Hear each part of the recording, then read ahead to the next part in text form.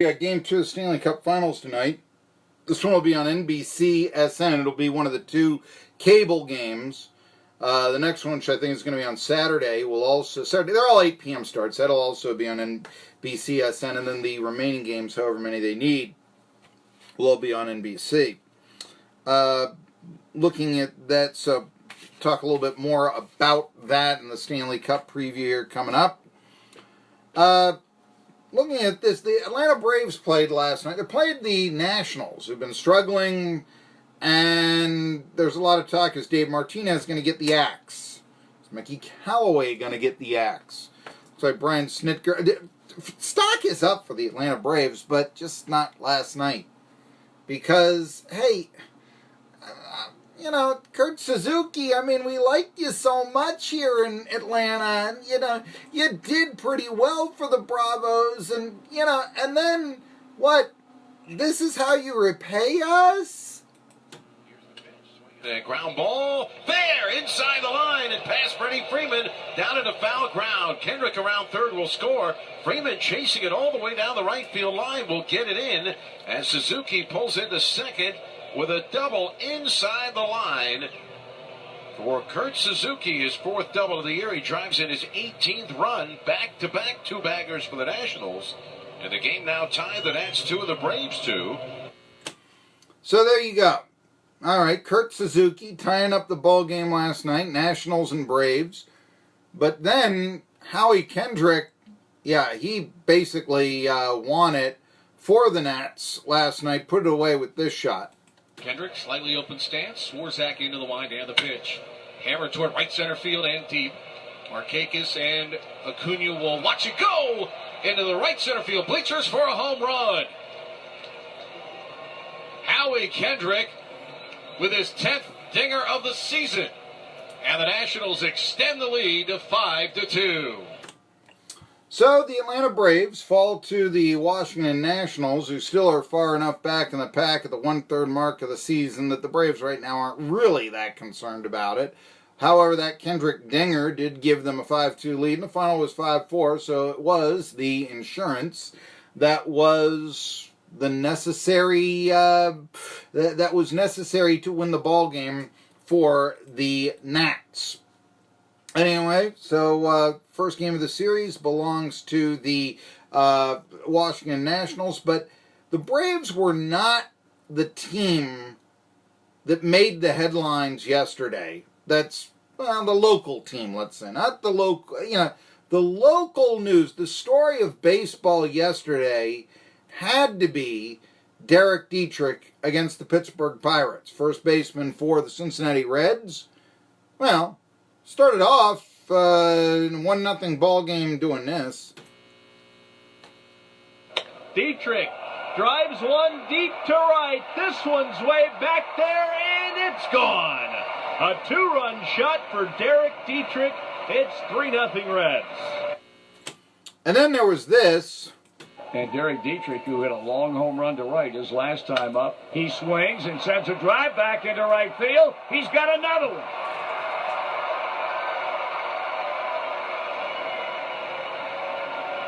Back-to-back at-bats, back-to-back home runs for Derek Dietrich, who runs his season's total now to 16, and the Reds' lead goes to 6-0. But then, this just got to be ridiculous. Now the pitch to Dietrich, and he swings and barrels another one to right, and this one's gone. 3 for Derek Dietrich, and all 3 are 2-run home runs. You realize he came to the Reds. I mean, you think who's first? Isn't Joey Votto the first baseman of the Reds? Signed a minor league contract back in February with Cincy. Came from the Marlins, so that, wonderful organization. Utility man.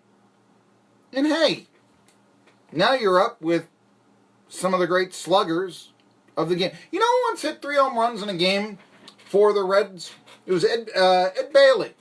Went on to be a politician, served city council in Knoxville. But, native East Tennessee, Strawberry Plains, a little bit south of the Tri-Cities and all that. But Ed Bailey was a fine catcher for the Reds and the Giants primarily. This was back in the 50s and 60s. And I know in 56 of the Reds, he hit 3 home runs in one game. There you go. Reds go on to defeat the Pittsburgh Pirates by the score of 11-3. So, now the record's 4, and it's been done, several times. But a 3 home run game is something to shout about.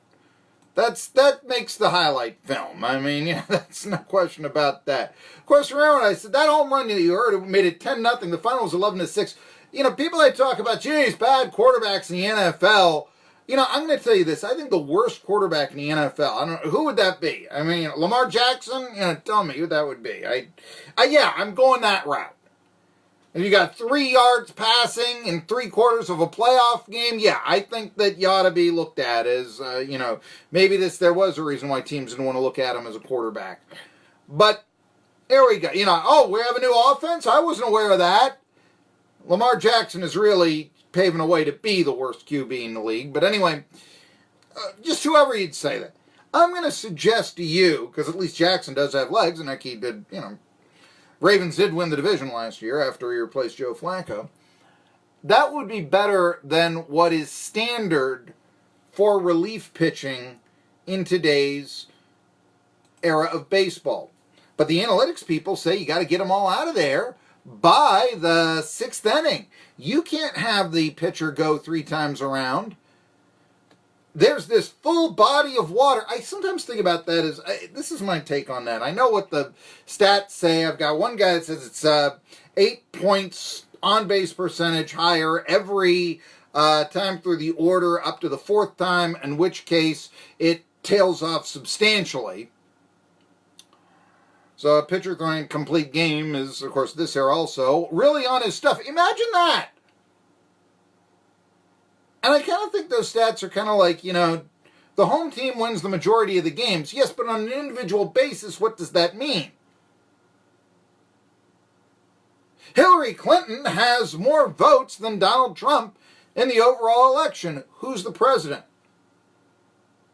And I say that because you've got a circumstance where, I think that you got to look at it a ball-game-to-ball-game basis. Boy, he really does have his stuff, like it used to be. Give you an example. Cleveland Indians actually won a game yesterday. They were down 3-0 against the Red Sox. And then swung on, ripped to the gap in right center. It'll get down and go all the way to the wall. Allen scores. Freeman scoring. Into second with a 2-run double. Frankie Lindor, who gives it a fist pump. So Lindor makes it a 1-run game, rifling a 2-run double up the alley in right center. Followed by his next pitch. Swung on, hit pretty well to deep center. Looking up and watching this one get out of here is Jackie Bradley Jr. Wow, did that ball take off?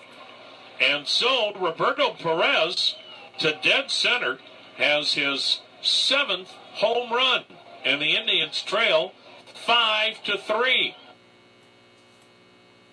And that's all well and good. But then there was... Now the set, now the pitch. Allen drives one to deep right. Down the line it goes. Gone! We are tied on Greg Allen's first home run of the year. And if you're wondering why Tom Hamilton was really ecstatic, or you thought he was excited there, you ain't heard nothing yet.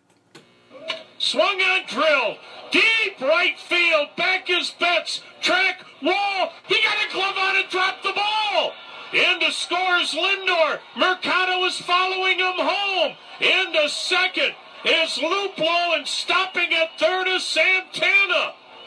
The Gold Glover, the MVP. Got back near the wall, reached up, got a glove on it, and didn't catch it. And the Indians take the lead 7-5 and have scored stunningly 5 runs here in the 9th inning. there you go. 5 1/9 off of 4 Red Sox relief pitchers. Marcus Walden, Matt Barnes, Ryan Brazier, and Travis Lakins. It's not like the Tribe this year has been doing great guns. They're 10 games out of first place and has really regressed after 3 straight playoff appearances, but they're able to beat the mighty Red Sox 5 1/9. You want to talk about the poor quality of bullpens in Major League Baseball. So, wait a minute here then. Why aren't we trying to condition our starting pitchers to go longer and try to bring back the complete game and such? Well, you pay for strikeouts. And so, well, why don't we ask them to learn how to pitch a little bit more so they can have some endurance? No, you pay for strikeouts. How about paying for innings pitched? There's a novel idea. What do you think about that? Ugh. All right. Hey, it's not crusty old man. You score 5 1/9 off of 4 mediocre relief pitchers, you tell me. And new changes are what make this time of the year